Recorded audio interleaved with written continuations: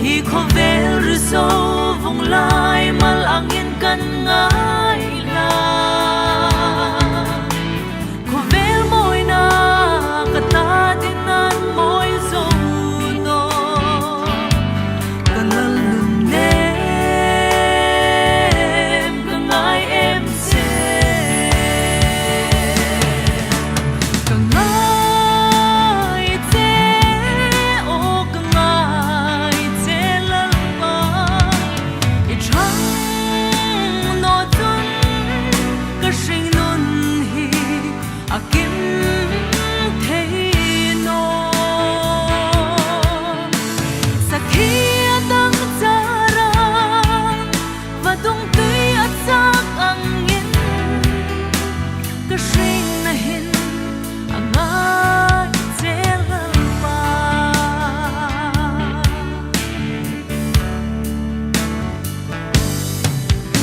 olal pa nam chu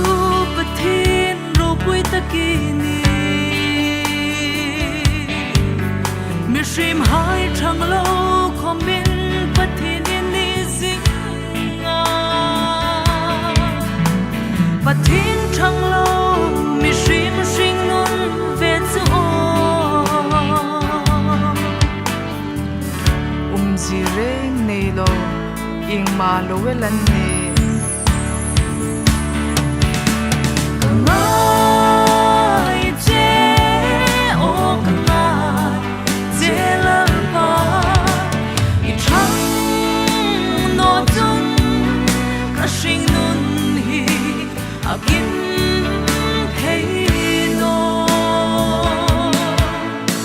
sakhi atang chara va dung tui achak angin ka sing na hin angai te la ma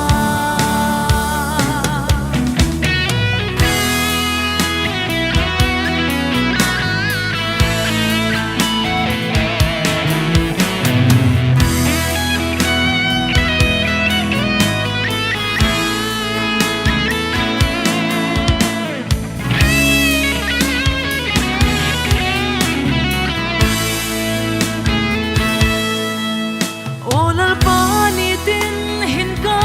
lo ma mo zul che ka sing non hi don thei le pui ngai sing ani ka ngai ngei che lal pa ka ngai vong vong che na ta ding hin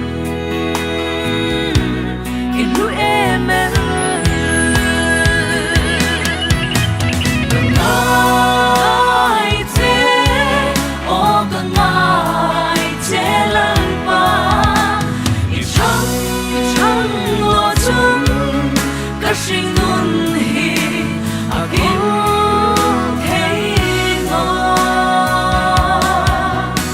sakhi atang chara va dung tui achak angin hi ka sing na hin angai che la sakhi atang chara va dung tui achak angin ka sing na hin angai